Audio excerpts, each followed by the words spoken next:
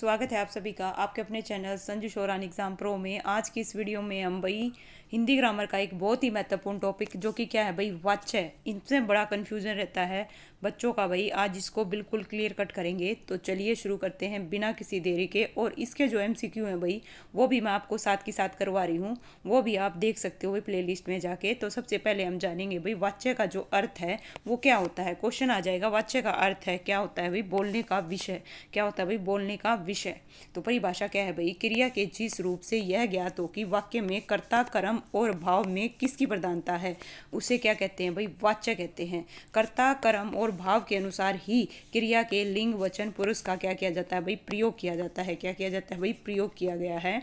और वाच्य क्रिया के रस रूपांतरण को कहते हैं। किसको कहते हैं भाई, गौर फरमाइएगा, वाच्य क्रिया के रस रूपांतरण को कहते हैं। और प्रयोग के आधार पर वाच्य के कितने प्रकार होते हैं भाई, 3 होते हैं। कितने होते हैं, 3 होते हैं। कर्तव्यवाच्य, क्रमवाच्य, भाववाच्य। अब 1 बाय 1 इनके बारे में पढ़ेंगे। कोई ज़्यादा बड़ा टॉपिक नहीं है, बहुत छोटा टॉपिक है, लेकिन यहाँ से भाई नंबर बहुत कटते हैं। ठीक है, अगर आपका कॉन्सेप्ट क्लियर नहीं है तो। कर्तव्यवाच्य, जब किसी वाक्य की क्रिया के लिंग वचन और पुरुष, कर्ता के लिंग वचन पुरुष के अनुसार हो तो उसे कर्तव्यवाचक कहते हैं। किसके अनुसार हो भाई, ध्यान दीजिए, जब किसी वाक्य में क्रिया के लिंग वचन और पुरुष, कर्ता के लिंग वचन और पुरुष के अनुसार होंगे उसे कर्तव्यवाचक हैं। और कर्तव्यवाच्य में भाई कर्ता की प्रधानता होगी। किसकी प्रधानता होगी भाई, क्वेश्चन आ जाएगा कर्तव्यवाच्य में किसकी प्रधानता होती है, कर्म की, भाव की, है ना, या फिर कर्ता की, या इनमें से कोई नहीं। तो आपने बतानी है कर्तव्यवाच्य में कर्ता की प्रधानता होगी इनमें से। और एक और चीज भाई, इसमें अकर्मक और सकर्मक दोनों क्रियाओं का प्रयोग किया जाता है। किसका भाई, अकर्मक का भी और सकर्मक का। आपको पता होना चाहिए भाई, जो कर्तव्यवाच्य है उसमें किसका, और क्रमवाच्य है उसमें किसका, और भाववाचक में किसका। तो यहाँ पे आपको मैं क्लियर कट कर दूं, जो कर्तव्यवाच्य है उसमें अकर्मक और सकर्मक दोनों प्रकार की क्रियाओं का प्रयोग किया जा है ना। जैसे समझिएगा, बच्चा खेलता है, यहाँ पे बच्चा क्या है भाई, करता है, क्रिया क्या है भाई, खेलता है। तो इस प्रकार से भाई बच्चा खेलता है। तो देखो यहाँ पे ये जो पैटर्न है ना, मैंने जो साइड में लिख रखा है भाई, इसको जरूर ध्यान कर लो। कर्ता मिलेगा, दोनों वाक्यों में कर्ता मिलेगा, साथ में ने विभक्ति मिलेगी, या तो सकर्मक या अकर्मक क्रिया मिलेगी साथ में, या तो कर्ता ने और साथ में क्या मिलेगा, सकर्मक या फिर अकर्मक क्रिया मिलेगी।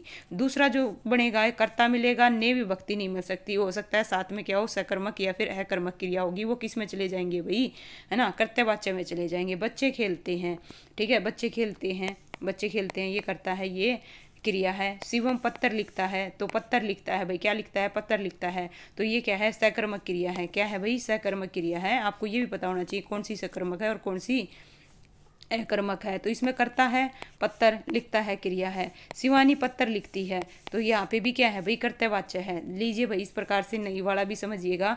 सीता नहीं पढ़ती है, आप नहीं समझ के क्या लगा देते हो, भाववाच्य लगा देते हो, लेकिन यहाँ पे समझो सीता क्या है, करता है, पढ़ती है, क्रिया है। तो इस प्रकार से ये मत सोचना ये किसके अंतर्गत आएगा भाई, कर्तव्यवाच्य में आएगा। उपरोक्त वाक्य में खेलता है, खेलते हैं, लिखता है, लिखती है, पढ़ती है का प्रयोग कर्म से बच्चा, बच्चे, शिवम, शिवानी और सीता के अनुसार किया गया है। अतः यह क्या है भाई, कर्तव्यवाच्य है। क्या है भाई, कर्तव्यवाच्य है।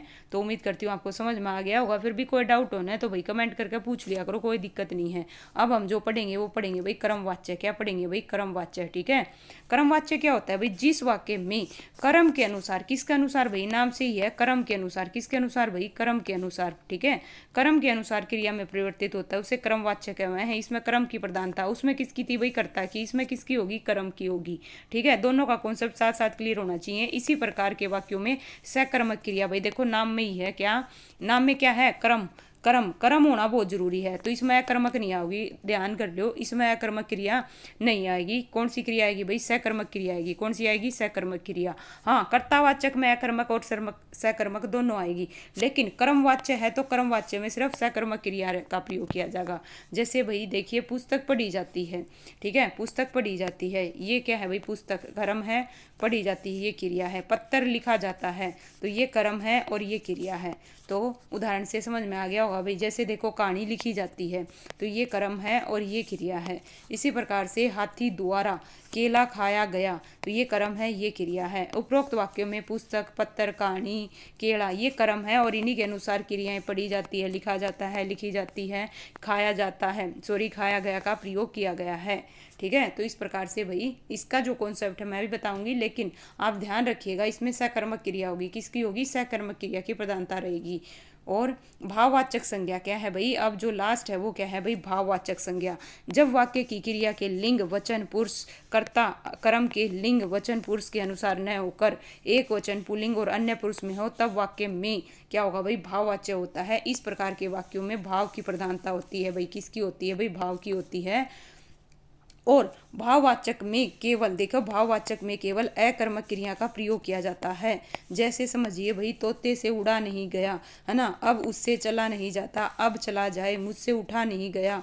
और इसी प्रकार से भाई उपरोक्त वाक्य में देखो, उड़ा नहीं जाता, चला नहीं जाता, है ना, चला जाए, उठा नहीं गया से भाव का पता चल रहा है, जिससे न तो कर्ता की प्रधानता है न ही कर्म की। अतः भाव की प्रधानता होने के कारण यहाँ क्या है भाई?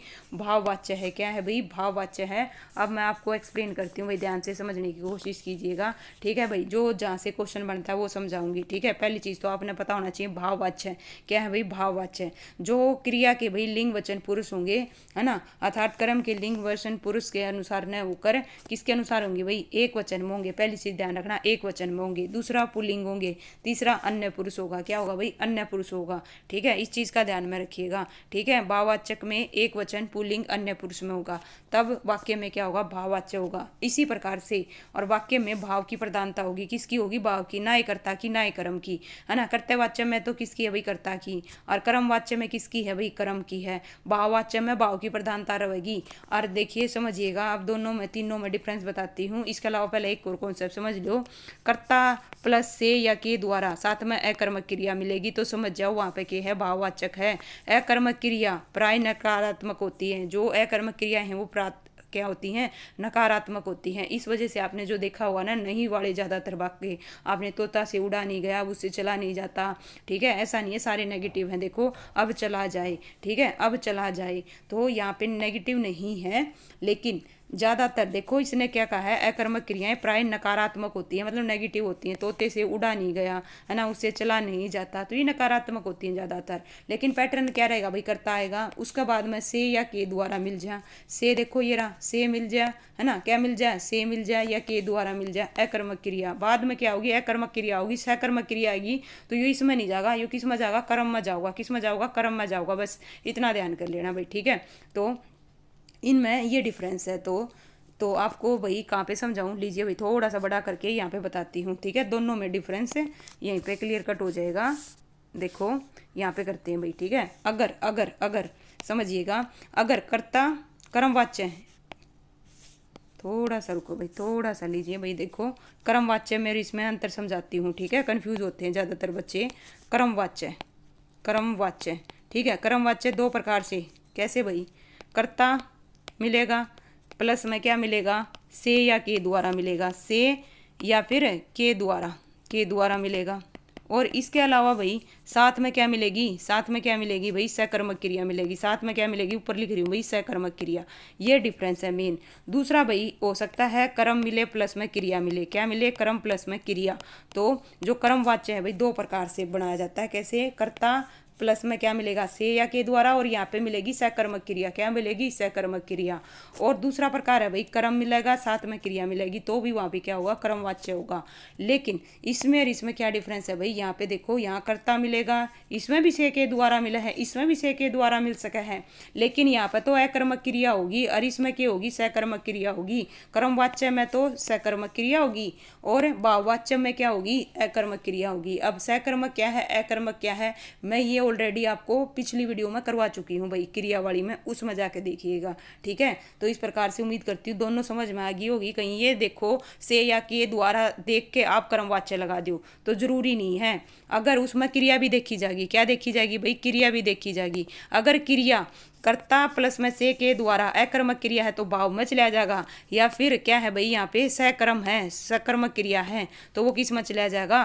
कर्मवाच्य में चला जाएगा। इस चीज़ का ध्यान में रखिएगा। और इसमें सबसे इम्पोर्टेंट जो फैक्ट है वो क्या है भाई? भाववाचक में जो मोस्टली बच्चे गलती करते हैं, इसमें एक तो एक वचन, एक पुल्लिंग और एक अन्य पुरुष है ना। उस वाक्य में क्या होता है, भाववाच्य होता है। क्या होता है भाई, भाववाच्य और भाव की प्रधानता रहेगी, और बाकी अकर्मक क्रिया क्या रहेगी भाई, अकर्मक क्रिया। तो तीनों का आपको फंडा क्लियर हो गया होगा भाई, क्या तीनों का फंडा समझिएगा, ठीक है। कर्तावाच्य में देखो, कर्तावाच्य में किसकी वो होगा, अकर्मक, अकर्मक प्लस में सकर्मक, दोनों ही मिलेंगी, अकर्मक प्लस में सकर्मक। और इसमें भाई किस में है, ये कर्तावाच्य में, किससे है भाई, कर्तावाचक में, ठीक है। लीजिए भाई इस प्रकार से जस्ट 1 मिनट कर्तवाच्य में। अगर मैं कर्मवाच्य की बात करूं, किसकी बात करूं, कर्मवाच्य की, तो कर्मवाच्य में क्या होगी भाई, सकर्मक होगी, क्या होगी, सकर्मक होगी। लेकिन भाव की बात करें, भाव में क्या होगी भाई, भाववाचक में अकर्मक क्रिया होगी, क्या होगी, अकर्मक क्रिया होगी। तो अकर्मक क्रिया, ये तीनों का कॉन्सेप्ट आपको जब क्लियर हो गया ना, और इसका इसमें क्या डिफरेंस है ये भी मैंने बता दिया, दोनों में से या के द्वारा प्रयोग हो सका है। लेकिन एक तो भाव की प्रधानता रहेगी, दूसरे की चीज़ की रहेगी, इसमें तो अकर्मक क्रिया होगी और इसमें सकर्मक होगी। तो ये पहचान है भाई। बाकी आप इसका जो कॉन्सेप्ट है और कैसे अच्छे से क्लियर कर पाओगे भाई, मैं इसके MCQ करवा रही हूँ, वो वीडियो जाके देखना, है ना, उसमें समझिएगा। तो आपको हो सकता है भाई अच्छे से समझ में आ जाए। फिर भी किसी बच्चे का कोई डाउट रह जाए ना भाई इस टॉपिक से रिगार्डिंग, तो भाई है ना कमेंट करके ज़रूर पूछिएगा, बिल्कुल पूरी कोशिश करूँगी आपका रिप्लाई करने की। तो उम्मीद करती हूँ भाई आपको सेशन समझ में आया होगा, है ना। बहुत इजी है टॉपिक, कोई ज़्यादा बड़ा नहीं है। वाच्य, वाच्य का अर्थ पता होना चाहिए और इसकी परिभाषा पता होनी चाहिए। और ये जो मैंने लिख रखे हैं भाई, जब मैंने पढ़ा था तब कहीं ना कहीं से अलग एक्स्ट्रा कुछ देखने को सुनने को मिला, वो मैंने नोट कर लिया। इसी प्रकार से आप सभी भी भाई जैसे ये पढ़ रहे हो, आपकी बुक में नहीं है तो ये नोट कराया करो, ठीक है, उन्हें नोट कराया करो, ताकि आपको दोबारा ये वीडियो देखनी ना पड़े, आप अपनी बुक से ही पढ़ो, ठीक है। ये काफ़ी हेल्प करते हैं भाई, मदद करते हैं। और बाकी चलिए भाई नेक्स्ट जो हमारा टॉपिक रहेगा वो रहेगा वृत्ति, नेक्स्ट वीडियो में। Thank you so much.